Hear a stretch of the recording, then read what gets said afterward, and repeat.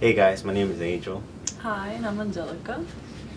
Estamos haciendo este video para nuestra amiga Paola. Our Spanish is not so good, so we're going to try our best. So, Paola nos ha invitado a hacer este video para ella poder compartirlo en su canal. Y es solamente respondiendo algunas preguntas que ella nos ha mandado. So, we're going to try our best to answer all of them.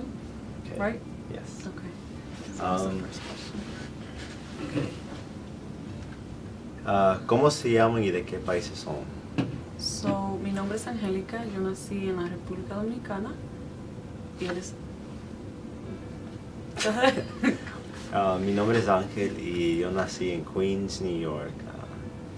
Mis padres son de Ecuador, de Cuenca, specifically.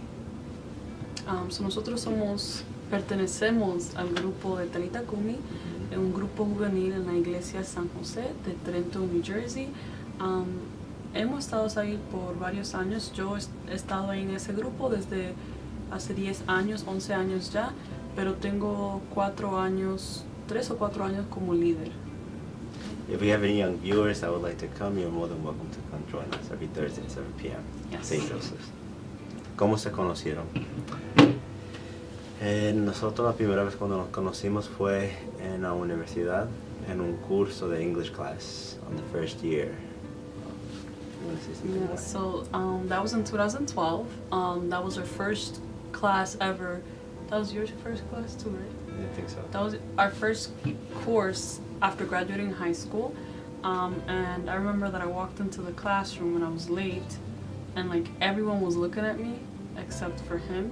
Like he was not paying any mind to me. He was like looking down, and I don't know, you find that weird because he just looked like weird. He was isolated, like really weird, and everybody was like looking up.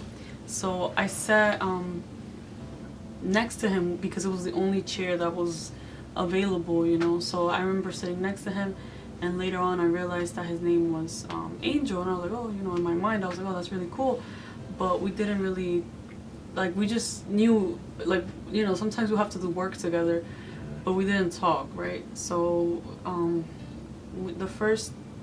after that, like we had classes together, and we would sometimes see each other, we'll say hi to each other, but we didn't really talk like that until a year and a half later. Right? You can do that part. Come on, investigation. Mm-hmm. I remember we were walking into class and I saw her, and I was like, oh, you look familiar. And so then from there we decided to go into the classroom and sit down, and after that me invitó al grupo de jóvenes, y desde ahí es cuando nuestra amistad comenzó. We started talking more, studying classes, y poco a poco se creció nuestra amistad. ¿Qué les motivó a seguir este camino de noviazgo? What motivated us to follow this path of our relationship, being boyfriend and girlfriend? So, like he said, like we weren't. That's when we started became friends. Fue cuando yo le pregunté si quería el grupo de jóvenes. Él aceptó. Nosotros siempre íbamos al grupo de jóvenes. En ese cual yo no era líder todavía. So we would always go. And then little by little, like our friendship it just kind of happened out of nowhere that we became girlfriend and boyfriend, or the feelings I should say. Because in the beginning, like I even told him like he was like a brother to me.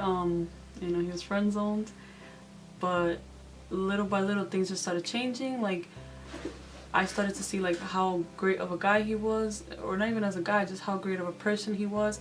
I didn't have a car at that time, so he would drive me everywhere, and it was, he was really nice, really sweet, and we got to spend a lot of time together.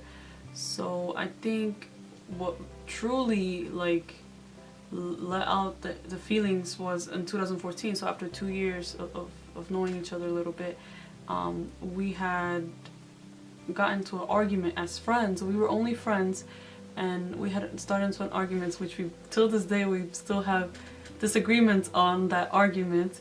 But it was nothing about romance. It was nothing bad. It was something really simple among friends, and because of that argument, that was our first argument as friends, I realized later, because I texted him saying like, you know, maybe we shouldn't talk again and as friends, and he didn't reply, so I felt something. I was like, wow, like maybe I like him, you know, like it was something weird, but I still didn't say nothing until I guess in, you know, sometime in after that. In July. Yeah. For me, it was a time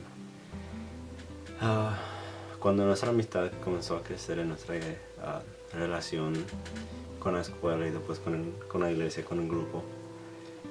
We started hanging out more, and basically there was a time when I realized that I liked her a lot. There was a couple times, but I didn't admit it to myself. And everybody would say like, oh, he likes you, and I'll be like, no, he doesn't. For her birthday, para la cumpleaños de ella fue, I think it was 2013, 2013.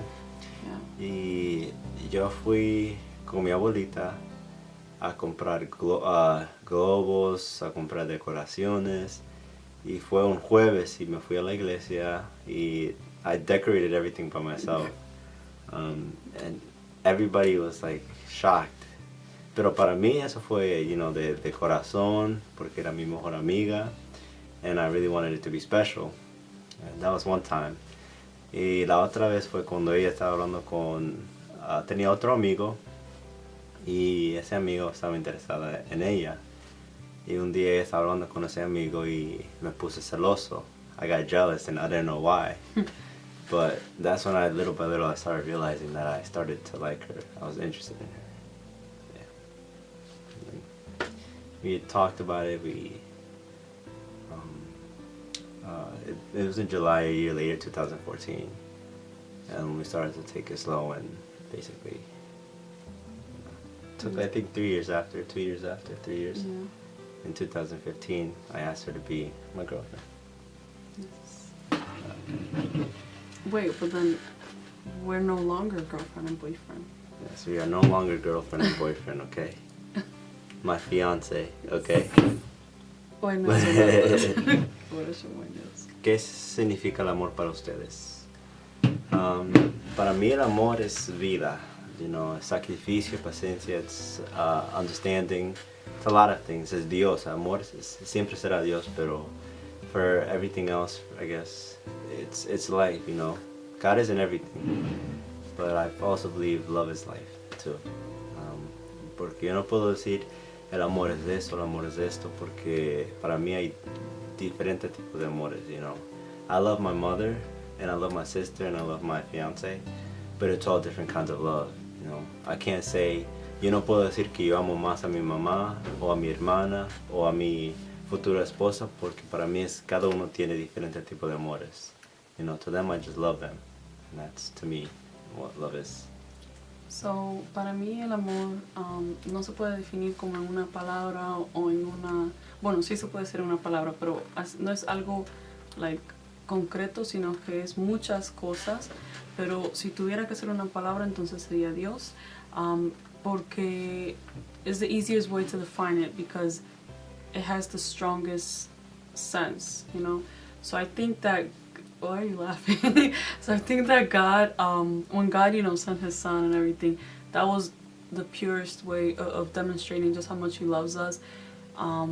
Pero por encima de eso, que Jesús amaba a los extraños, you know, a las personas que estaban con Él, a las personas que eran, who were rejected, a las personas que el resto de la sociedad rechazaba, you know, Jesús amaba a esa persona. So, yo creo que en ese sentido, el amor es sacrificio. So como dice Angel, like love is not, my love for him is not the same as it would for my mom or for, you know, children or something. It's not the same. However, it holds the same like concept, and it's sacrifice and making sure that that person gets to heaven, even if it means, you know, working hard for it. So I think eso es lo que el amor significa para mí, es sacrificio y tratar de que esa persona llegue al cielo.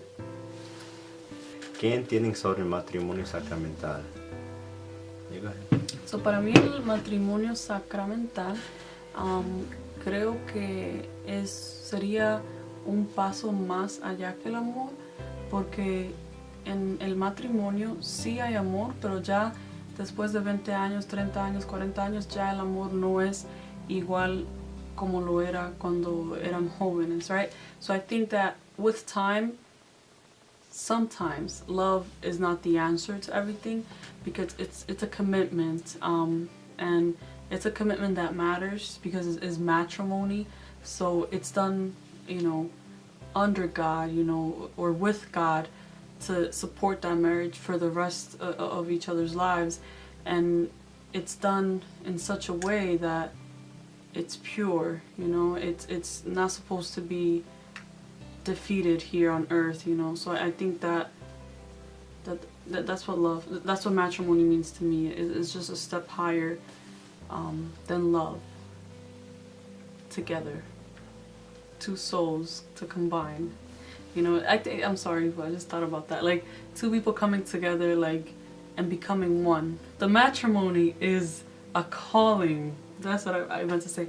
So, el matrimonio sacramental es un llamado, igual como lo es ser sacerdote, ser monja, la vida religiosa, igual como eso es, así es el matrimonio. So, el matrimonio es un llamado a servirle a Dios. So, it's a ministry, right? And together we're supposed to serve God, however it is, having children, going on mission trips, talking to other couples, I think matrimony is about a calling that God has set out for us, raising a family, how He wants us to raise a family, how He, told us to raise a family. I think that's the greatest concept of matrimony, is that it is a calling. I agree. For me, marriage, matrimony is basically, it's a lot of things, it's love, sacrifice, understanding. The same thing, kind of the same thing what I said earlier with what is love. But this time it's a promise with God. It's not a promise it is a promise to God, but it's also a promise with God. Es una promesa con Dios y con tu pareja. Porque cuando se casen, están prometiendo ante Dios y con Dios que van a seguir juntos, faithfully, together through the thick and thin, para las buenas y las malas. Y entonces es algo, es like a commitment, se comprometen por vida. That's, you're giving your life to somebody else and they're giving their life to you, but you're ultimately giving your life to God. So it's like it works together. Creen en el para siempre y por qué. Do you believe in a forever, and why? Yo no creo en el para siempre en el sentido que después de la muerte sigue, that we will be, I guess, the same. To me, our forever is here. Nuestro para siempre es en esta vida. Pero cuando nosotros nos morimos, nuestro espíritu se pertenece a Dios. And I don't know what's going to happen after death. But for me, yo creo que no hay un para siempre después de la muerte. Because I don't know. We could be together. Nuestro espíritu pueden que ser. We could be together after death, but I don't know. I've never been there. Never died. Go ahead. I actually disagree. I think that yo pienso que sí hay un para siempre. En nuestro sentido humano, creo que hasta la muerte es para siempre, So, like you said, we don't know what's going to happen after death. I don't know. And I do think that the mere purpose of our being is to worship God, even after death, right? Pero pienso que sí es para siempre, porque cuando Dios une algo, no lo separa, right? Lo que une Dios, que nadie lo separe. So, I think it is forever, in our terms at least. And until we die. ¿Qué esperan del matrimonio? Good question. From matrimony, I'm not sure exactly what I'm waiting for, but I do know that I want to be able to make him happy. even if it means to sacrifice myself. I do hope, and pray that we're able to build together, build a family together, but build our dreams together, build, together, everything that we do together. But that in whatever we do, and I guess this is what I would wait, eso es lo que espero del matrimonio, is that that whatever we do is always to adore and glorify God. So whatever we do in matrimony, that's what I hope for. I look into marriage, or what I'm waiting for marriage is that a lot of sacrifice, a lot of tribulations, not troubles, but tribulations. Porque yo he hablado con mucha gente donde yo trabajo un asilo de ancianos, y yo siempre les he preguntado a ellos cómo es el matrimonio, qué fue lo más difícil de un matrimonio, y siempre me dice que es un sacrificio, que vienen problemas, pero también hay mucha felicidad en eso al final, porque el amor sigue ahí, pero el amor vive cuando uno da para que el amor siga viviendo. So for me, I don't know what to expect. I've talked to a lot of people. Tell me different things. One person said that they got married. After the whole first year, they were fighting the whole day. The whole year, they were just fighting and yelling at each other. And then after that year, they spent 60 years in complete happiness. There's another couple that said that they were, fights every now and then, but they were completely happy. There was another couple that said they were happy from the moment they got married. They never fought once. Everybody has a different relationship. Pero es un sacrificio for sure. I think respect too, and respecting each other. Mm-hmm. Whether there's fights, whatever happens, is just respect. Mm-hmm. And love. Why are you laughing? I don't know, you tell me. La última pregunta. ¿Qué le aconsejan a las parejas que quieren llegar al matrimonio sacramental? Yo pienso que primeramente uno tiene que be mature, but ser maduro, pero not to be exaggerated. Like there's a limit in everything. No hay que. The reason why I'm saying this is because there's a lot of people who are mature, but they are like too much, And in a relationship, you have to be able to connect and give and take, It might not always happen that way, but you certainly have to try your hardest. Pero primeramente, find your connection with God. Make sure that your relationship is your relationship alone, and that who God is, or not even who God is, but about God, and you're trying to get closer to Him. Your relationship may not be the same as somebody else's, Her relationship with God is not the same relationship I have with God. She has different ways of praying. I have different ways of talking to God, praying. She has different, we all have different relationships. So, no piensen en lo que su pareja hace en la iglesia cuando ellos están adorando a Dios, que esa es la única manera que uno tiene que adorar, Cada uno de nosotros tenemos diferentes relaciones con Dios. Encuentren tu relación con Dios primero antes de llegar a una relación.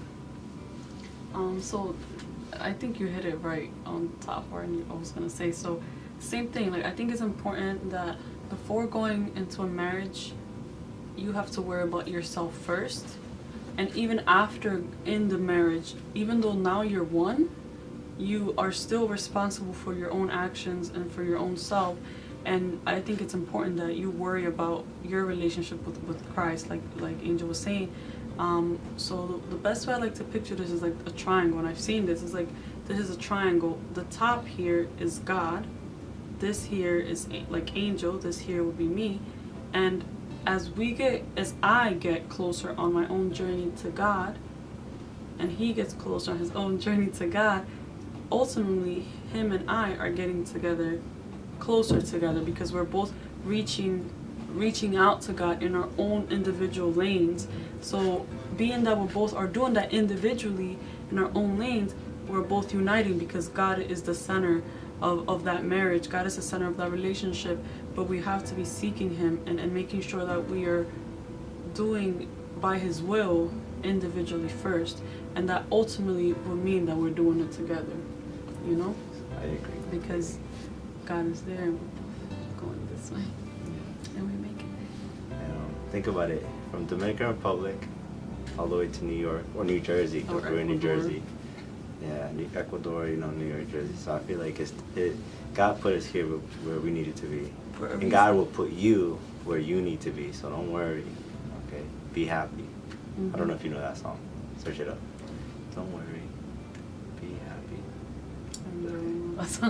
Alright, anyways. Well. Queremos agradecer a Paola. Yes. For thinking of us, and we hope that you all enjoy this short little video that we made for you guys. Yes.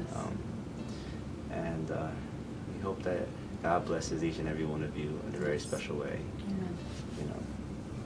And have a great, blessed day, everybody. Yes, a happy St. Valentine's Day. Bye. Bye. How do you know this is going to be for Valentine's Day? That's what she said. I'm assuming, because she said wear red. You didn't even wear red. I did. It's red. No, it's not. It's like little bits. I have red. This is red. All right, I bye. brought ties, okay? No, She bye. said no ties. Yeah, it doesn't go. Bye. Okay.